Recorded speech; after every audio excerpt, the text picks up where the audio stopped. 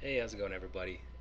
I'm kind of excited about this one because recently I started exploring, rediscovering the Chessmaster 10 game from Ubisoft, and I have to say it's been kind of special for me. It's kind of a passion project because I my original love of the game, I guess maybe came from when I was a kid, but this software was given to me by my brother-in-law maybe 10 years ago, and I recently went through the steps to get it working on Windows 10, which was more of a feat than I had expected. But been going through some of the academies on my Twitch stream, and I have to say it's been cool. And so I decided to try to share that with you guys on YouTube. So if you're interested, stick around.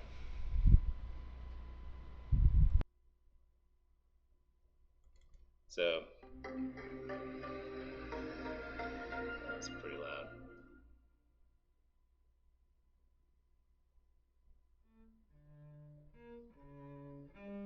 Man, what a beautiful intro. Just feel this joy of the game. I really like this software a lot.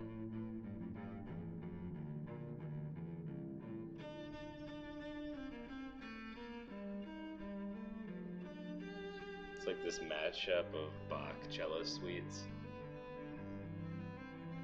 It's just a beautiful piece of music and a beautiful game. And I'm not sure why those lines are there. I don't see the lines on my screen. Hopefully the game doesn't come through that way. Yeah, it looks fine. Okay. I want to go into the academy. Yeah, so there were like famous games that you could go through, and I'm not sure what the database was, but there's openings, and I still remember because they had like a pre-recorded voice on a lot of the openings. That like you play e4 and it says the king's pawn opening move is both popular and logical. It controls these two squares in the center. And it was yeah, I have a lot of fond memories of this game. I'm really glad that it's working on Windows 10. So yeah, I did the Josh Waitzkin Academy, and um, there used to be another one on here, like a Bruce Pendolfini thing, I think, but I guess it doesn't work on Windows 10, or I don't know what happened exactly.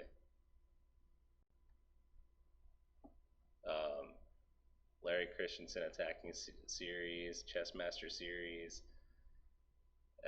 So anyway, I went through this Josh Waitzkin Academy, and he talks about this the black and white jungle and like his love of the game, and then I fell in love with the game all over again, or maybe in a way that I hadn't known before.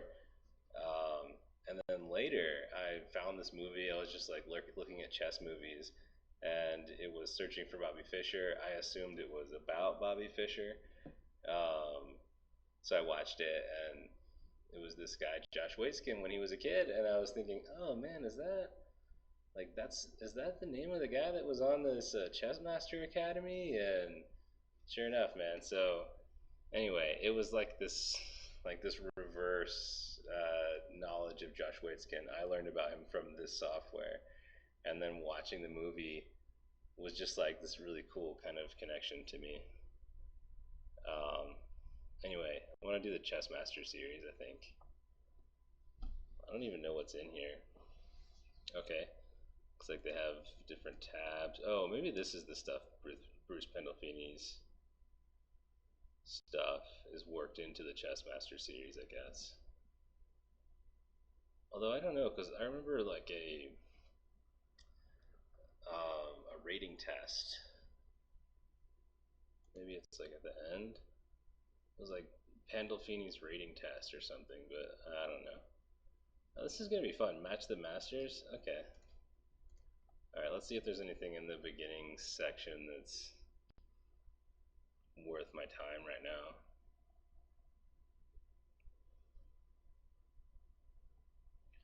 I mean, maybe like some of these pins and forks and stuff might be useful to look at,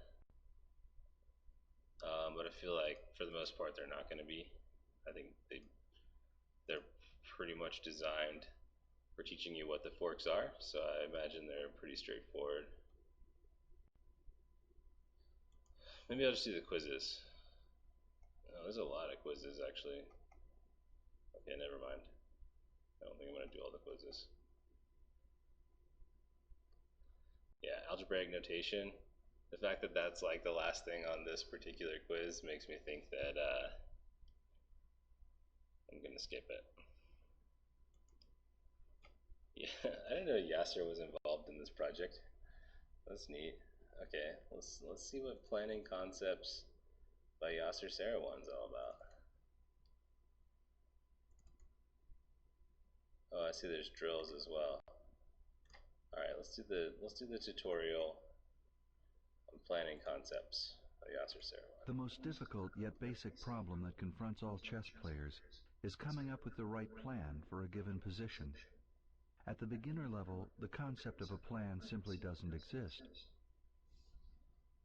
Here, I'll make this bigger. I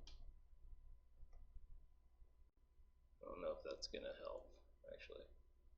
Oh yeah, this looks better. It's interesting that it's read by like a robot voice. The Josh Waitzkin Academy, I'm pretty sure, was actually read by him. The beginner casts his eye about the chessboard, looking lovingly at his well-manicured knights, his pointed bishop, and all-powerful queen. Alright, very poetic. With a sudden gleam, he thrusts a pawn forward. Oops. Okay. He tries another. Phew, that one was legal. This definitely sounds like Yasser Sarawan. When it's his turn to move again, he proudly moves his rook.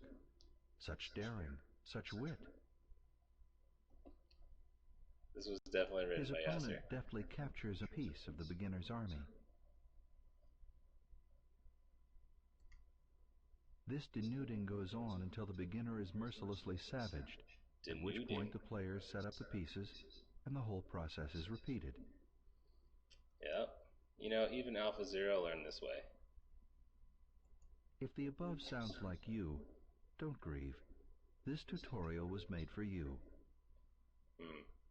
I guess I'm going to continue going through it because it's Yasser.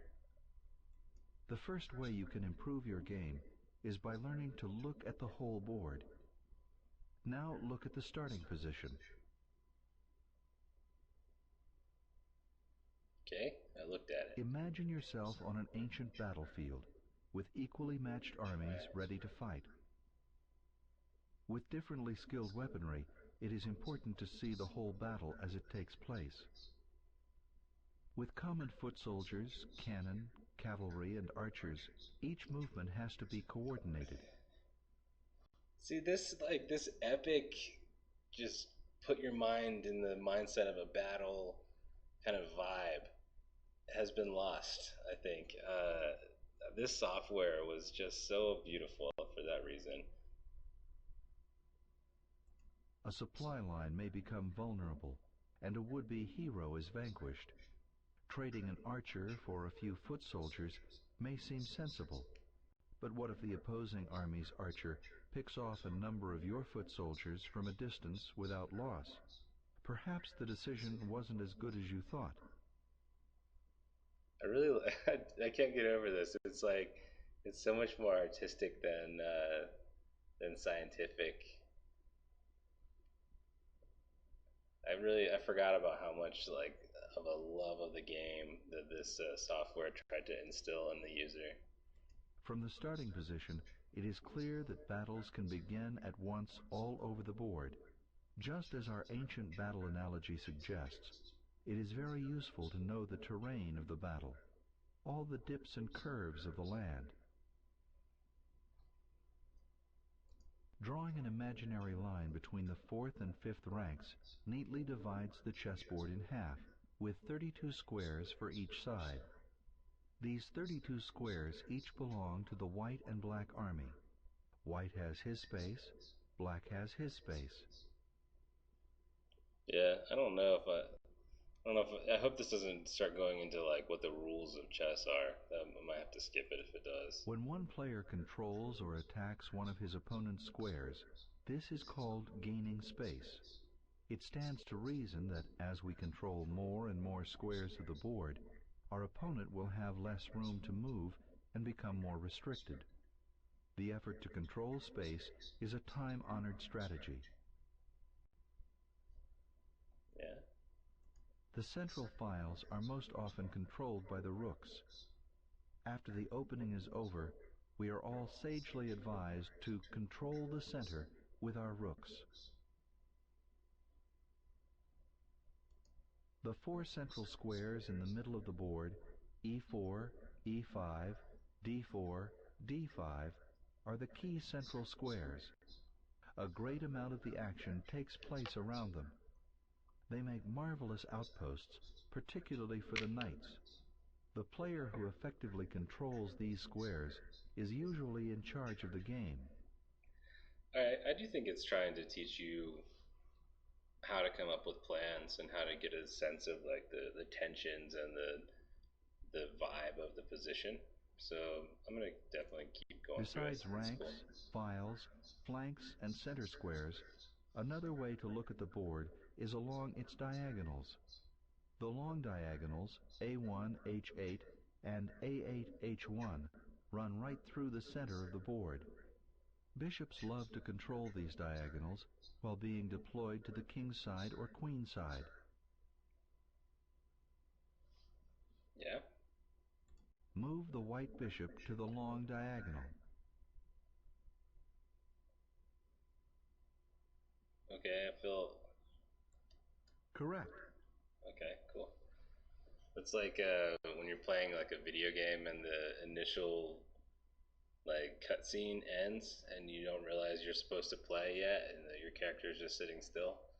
That's what just happened. Play the move that controls the greatest number of central squares for white. That's got to be knight f3. That's right. Click on the four center squares. Correct. That's cool. Okay. White to move. Move the rook to its optimum square. Move the rook to its optimum square. I would guess A1 for the open file is what they're trying to teach here. That's right. Okay. Cool. Click on all of the squares of the dark squared diagonal. Which dark square diagonal? I guess it just means the long one. On which types of lines do bishops do best? Ranks, files, or diagonals? That's Okay. right. I like this. Building some Click on all confidence. of the squares in black's territory which white's pieces currently control. All the squares in black's territory, which white's pieces currently control. Okay. Oops. Is that it? I think so.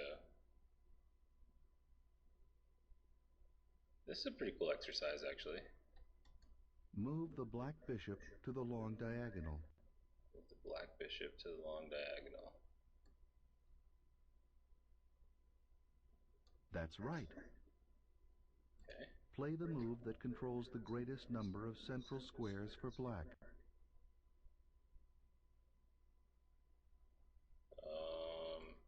Correct. Black to move. Move the rook to its optimum square. Rook's optimum square has got to be e8. That's right. Alright. I like this, thinking about the optimum square for each piece. Click on all of the squares of the light squared diagonal.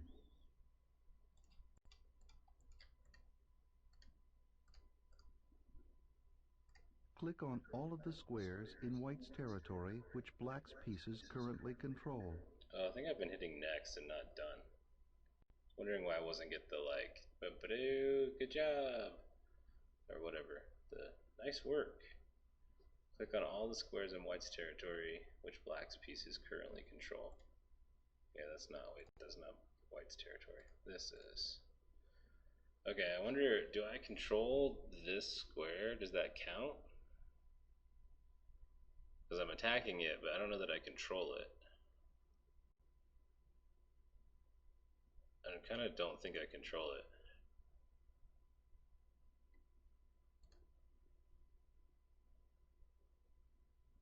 I guess it depends what the difference between control. I guess maybe it's just everything that's being attacked. Honestly, I don't know. Okay, I'm gonna interpret it as anything that's being attacked. Okay, and then does the rook control through X-ray? I don't think so, actually. Okay, this would be my interpretation of the answer to this puzzle or question. Let's check. That's right. Okay, so yeah, it's everything that's being attacked, not necessarily controlled. The first and foremost thing that the aspiring chess player must understand is that chess is a game of coordination, a team game. A Your team game. pieces and your pawns are your team. In fact, they are your army. You are their leader. I'm the leader. This is my king. He walks along the file and says, "Come on, men. I don't ask you to go into battle for me. I ask you to go into battle for your brothers and sisters in arms. Today we fight. We will catch the enemy unaware." Okay. Once this association is clearly understood, you will realize the need for coordinated actions. If your army is not working as a team, having an overall plan of action, you will lose. Further, you will not even have a clue as to why you are losing. You will continue to be savaged by better skilled army captains. The principles have been proven. Well, by golly, let's get some principles. Chess is well over 1400 years old. It has been said that there are more books on chess than on any other sport. While this may be hard to Yeah, prove, it's probably true, the I guess. point is well taken. There has been a huge amount of written wisdom on chess. I doubt there's as many sold copies as other sports, but I would maybe there are more volumes that have been written. This is cool. I have to say I really do like that they read it to you, so you don't actually have to read the paragraph. I mean, I am capable of reading the paragraph, but I do skim. I do skim, and it's kind of nice to just have the dude, the robot dude, read it to you. A lot of this wisdom can be boiled down to a few well-honed principles of play. Principles that you should know and take to heart. The most important principles of play are those for the opening. Let's face it, if you don't know how to open the game, you're liable to be crushed. Sure, sure, sure. The following principles don't guarantee safety, but will act as a guide. They are: Control center. 1. Open the game with a center pawn. Yeah. 2. Develop your knights before your bishops. 3. Don't move your queen too soon in the opening. 4. Castle early in order to protect your king. Actually, this is really well done. I keep saying it, but I I don't know. This software gets kind of forgotten, I think, but this is really well done. The fact that they play things while they explain them. 5. Develop your rooks to central or open files. 6. Look to develop an attack after you have fully mobilized your pieces. Okay, that's one I'm not very good at. I tend to like go in hard and start attacking before, you know, I sort of neglect full development sometimes. 7. Capture towards the center. Yeah. 8. If you violate the above, your opponent will swiftly deal with you. As long as they don't violate the above. These opening principles, taken as a whole, all talk about planning and coordination. You aim to control the center, mobilize, and then, with coordinated motion, you go for the thrust and win. Okay. By using and understanding these opening principles, you will stop being a beginner. You may even win a few games. Which pawn should black move first? I mean, g7 is actually not a bad move. The g7 pawn, I mean, right? Hyper modern kind of jam. But I'm pretty sure I'm going for the d pawn Correct. here. To which square should white move his rook? Or her rook. Um, I'm guessing e1 because it pins the bishop. Oops. That's right. In this setup, should white move his knight or his bishop? Well, it just said knights before bishop, so I'm going to go with knight. That's correct. In this setup, should black move his pawn or his queen? Well, I said not to move the queen out, so I'm going to go with pawn. You got it I right. don't know which pawn. Maybe this. Should white castle or take black's bishop? See this. Okay, so this is where I would start thinking about taking the bishop, because I know I can castle on the next move, right? I don't think there's any way he can stop me from castling. I guess he could check me with the queen, but then I could block the bishop or something, right? So, whereas trading off this fianchetto bishop is usually good um, for white. So I just feel like taking this bishop and getting the knight onto the edge of the board is worth waiting an extra move to castle. But I think the principle that he's trying to teach here is that you develop all your pieces before you coordinate an attack. So I think the answer is castle, but I probably would take the bishop, and I'm curious to see if he explains it. Actually, I'm going to click take the bishop so he can tell me why it's wrong. Okay, it just says sorry, that's not correct. Try again. Yes, okay. Correct. I wish they explained that one actually. Which pawn should black's knight capture?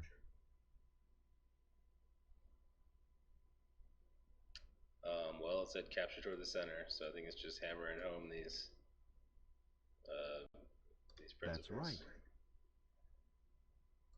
Which piece should black move next? Knight. You got it right.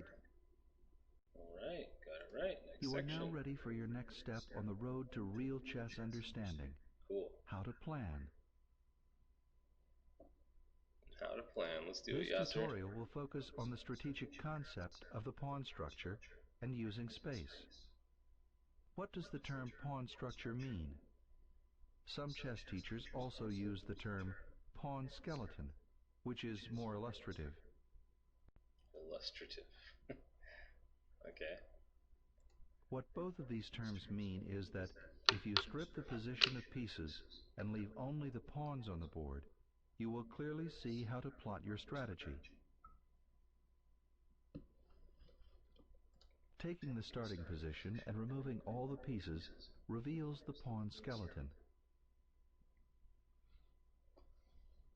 Remembering the ancient battlefield analogy, it stands to reason that if an opening of the ranks can be forced upon the opponent, then our army could flood into that breach and quickly capture the opponent's pieces, or even worse, the king. What do I mean? I The love open applying the file. stories. We remove both white and black D pawns. The D file is open because there are no pawns on it. Why are open files important? Well, can you think of any piece that will benefit by sitting on an open file? A rook. If you said rook or queen, Or reward queen. yourself with a cookie. And send me one too. This is totally Yasser Sarouan. It's so funny. I wish, man. I don't have any cookies, but I would. Rooks love open files. This strategic principle only stands to reason. Look at the next example. Both sides have the same 7 pawns as before. I've just added a rook to each side. If it were White's turn to move, he should do himself an important strategic favor and move his a1 rook to the d1 square as quickly as possible. Yeah. Why? Because on the d1 square, White's rook would be mobilized or developed to a position which would allow penetration into the opponent's camp. From Black's perspective, he should try to use the same idea too. If he could play rook a8, d8, then Black's rook would be developed on the open d file and... Oops. Sorry, I clicked a Norton antivirus notification and it stopped the audio.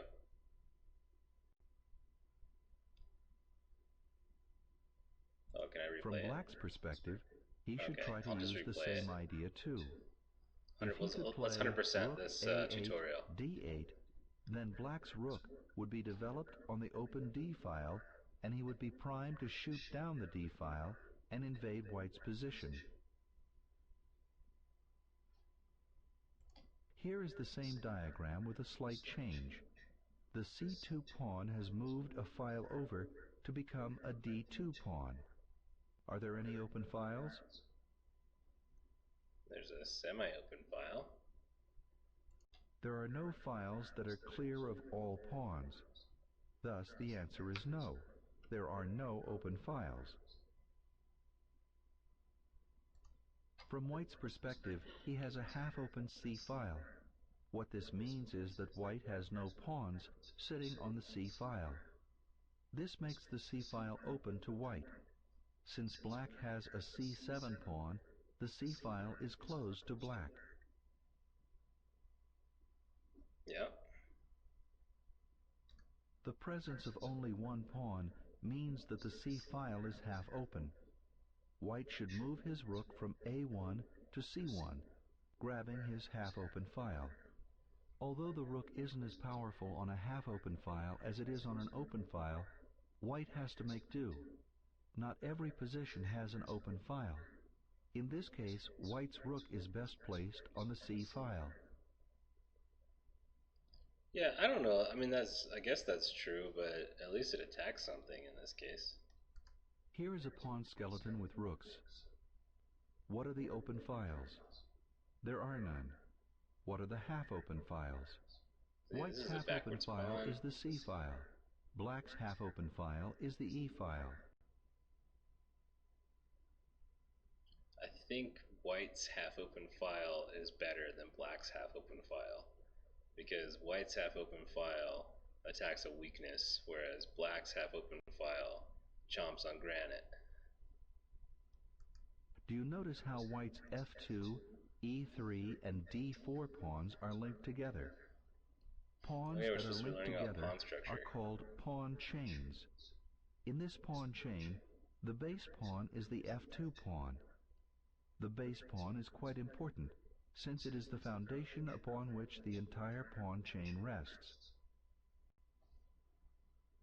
Yep. The strength or weakness of the pawn chain is determined by the base pawn. If it is strong, the pawn chain will remain powerful and intact. If weak, the entire chain is in danger of collapse. Yep. Sorry if this is boring, but I kind of want to. I skipped over all the stuff that was like, what are the basic moves and stuff, but this is the first one that starts talking about how to make plans, and I kind of am feeling like going through uh, the whole Chessmaster Academy, because I really do dig the vibe of it, and I think they put a lot of really hard work into it. Let's now turn to Black's pawn structure. His pawn chain of b5, c6, and d5 pawns has an unfortunate disadvantage. And I feel like if you skip too much stuff, then these things like they ramp up in difficulty like this. Um, so you miss the inflection point where your own where the tutorial catches up to your own understanding, and then you jump back into it at a point where it's surpassed your understanding, and then, you know, anyway, I'm gonna do the whole thing. His base pawn is the c6 pawn, which sits on white's half-open file. This means that white's rook will shift over to the half-open c file and put a lot of pressure on black's c6 pawn. Yep. If the base pawn falls to the moves 1 rook c1 and 2 rook takes c6, you can bet that the next move will be 3 rook c5. Then black's pawn chain will be wiped out, Yeah. as the b5 and d5 pawns both lack protection. So he has to guard with the rook. Look again at this diagram. With the limited information we now know, we can already perceive that white should start with the move 1 rook c1. I reward this move with an exclamation mark to note the excellence of the move. White understands that by bringing his rook to the half-open file, he first develops his rook and secondly puts pressure on black's pawn structure, forcing him to respond.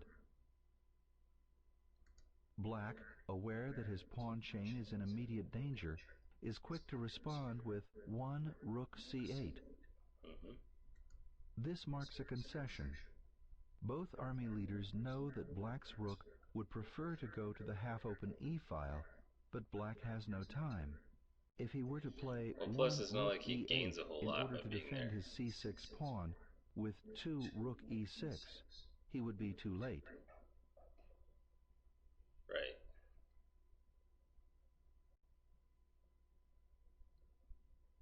After 1 rook c1, rook e8, I place a question mark after this move to denote it as a mistake. 2 rook takes c6.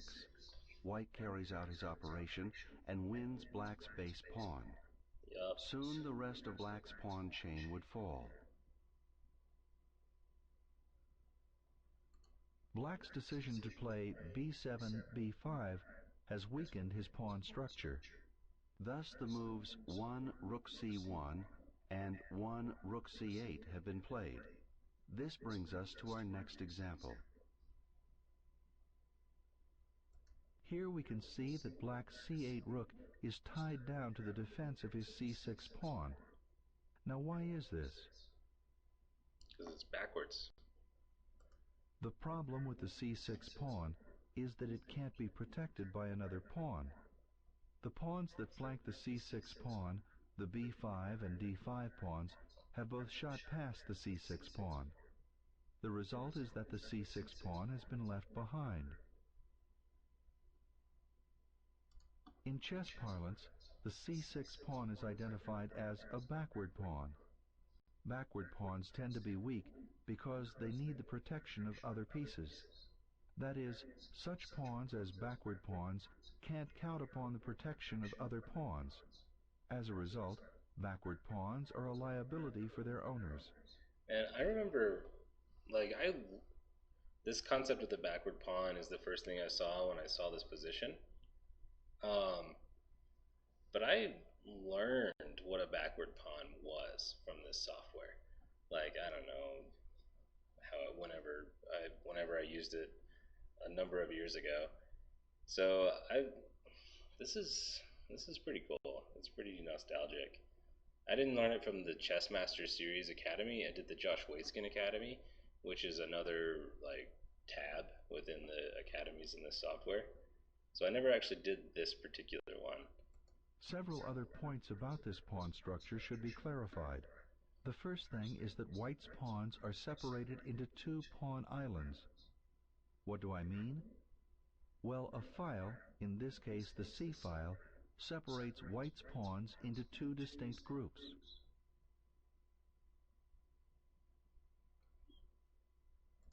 The first group, the A2 and B2 pawns, forms its own pawn island.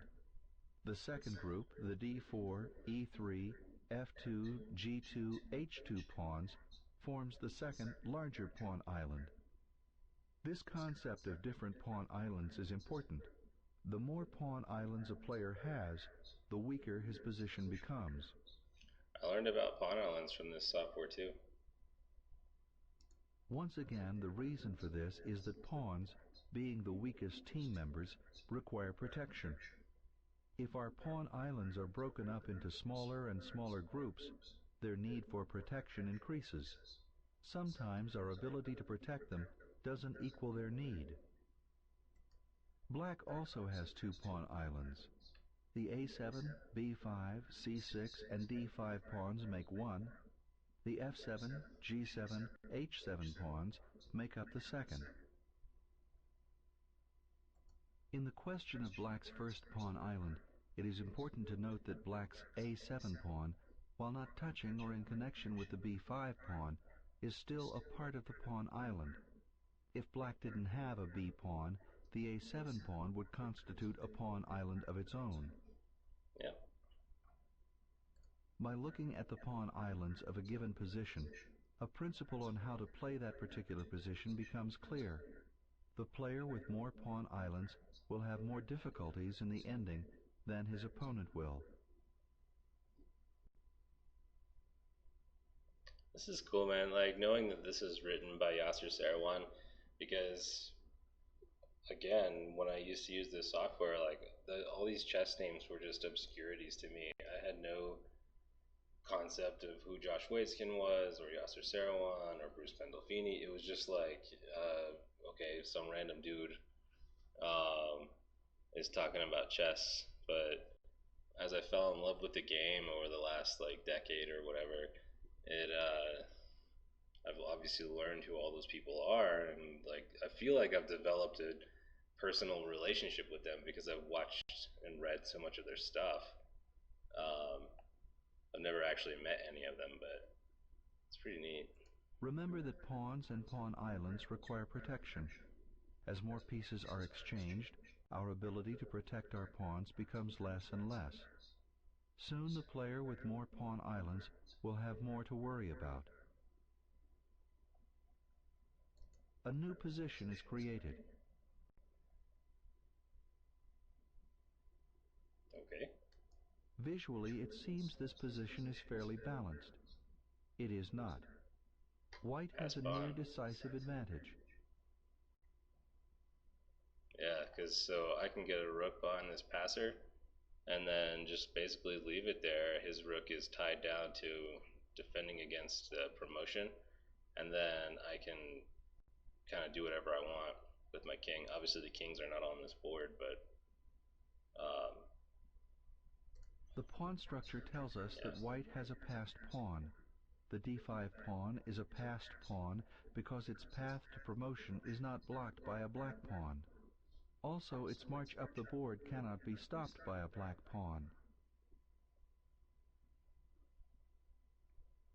As chess great Aaron Nimzovich said, a passed pawn is a criminal who should be put under lock and key.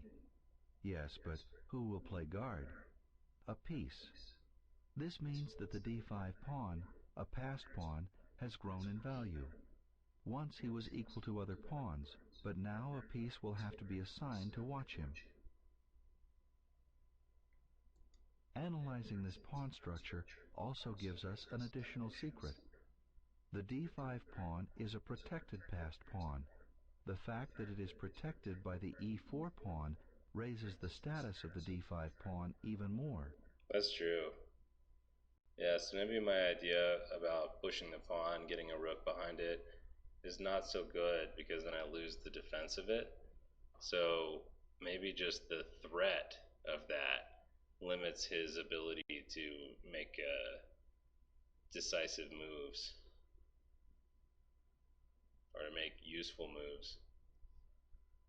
A passed pawn would quickly promote itself if not watched by an opposing piece. All else being equal, which recapture by white is better? Um, I mean, I think it's completely winning no matter which one you do, but I assume they want you to capture toward the center. Correct. What is a desirable move for white? I'd say rook h1. That's right. That's right. For black, Um, Rook H8. that's correct. Now that white has gained control of the open file, what next? Um, okay, this is definitely the hardest question it's given yet. I assume it's just Rook D7. Get that hog on the 7th, man. Gonna get one of these pawns, or maybe not, because he can defend the pawn with his rook, but then his rook is super inactive. I assume it's just Rook D7. For black, Oh, crap. now that white has gained control of the open file, you got it right. Okay, that was indeed right. For black, I wish they had described that more, though, and explained why. Black, I do believe, is the same thing. Or maybe I take this pawn first. Because otherwise I'm just losing a pawn. So I could defend the pawn, and then takes, but then, and then he can't make any claim to this open file because I can capture, so I'm fully in control of this open file. So then I think I could play to e2, rook e2. But what would be the problem with taking here?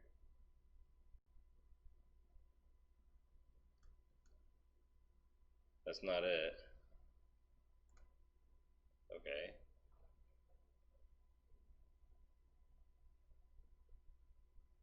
What does it want me to do then? I feel like it wants me to just play rook e2, but then this capture just loses a pawn. Obviously, I mean, I win a pawn over here, but and it does stack his pawns up, giving him another pawn island. I feel like that's maybe the more important point. correct.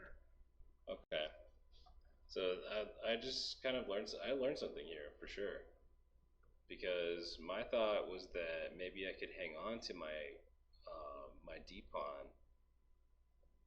and then threaten these pawns on the 7th rank, or the 2nd rank in this case. Um, but maybe strategically it is better to have him create an extra pawn island. So now these two d pawns are going to be super weak. Again, I wish they had explained this a little bit more. Are there any open files?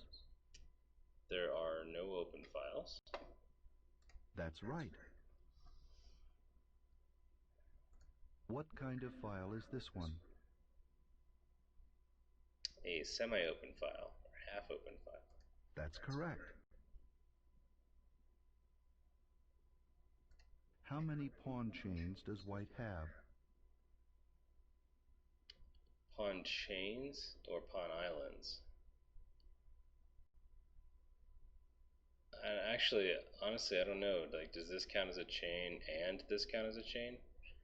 I'm going to assume yes for the purpose of this question. So this would be 1, 2, 3 chains. That's not correct. Try again, yes. Okay, so now I'm going to assume it just means pawn islands, which there are 2 of. You got it right. Okay. How many pawn chains does black have? 1. So again, I don't know how they're using chains here exactly.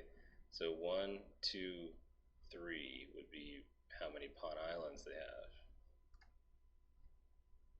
Okay, that's not correct. Try again. Yes. So I guess maybe pawn chain in this case, just a vocabulary issue, means any situation where pawns protect one another within the same pawn island. So this would only be one pawn chain. Correct. Okay. What type of pawn chain is this? A weak chain. That's right. What type of pawn chain is this? That would be a strong chain. That's correct. What is white's move? Just taking this backwards pawn, I would think. You got it right. Alright. What is black's move? Black's move again, taking the backwards Correct. pawn.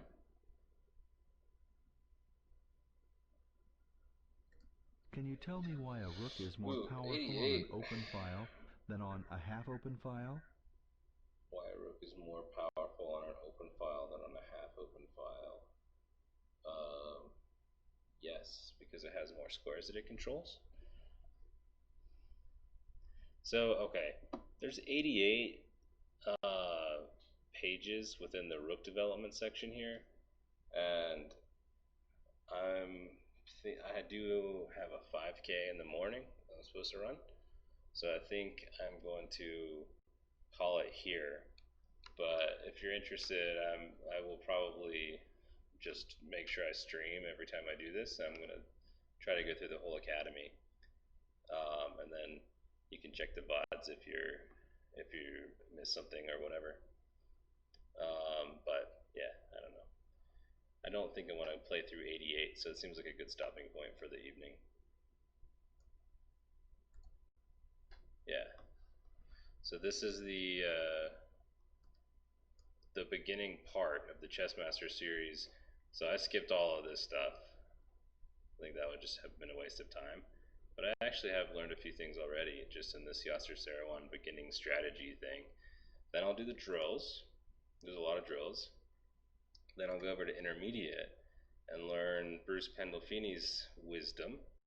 Then I'll do Bruce Pandolfini's drills.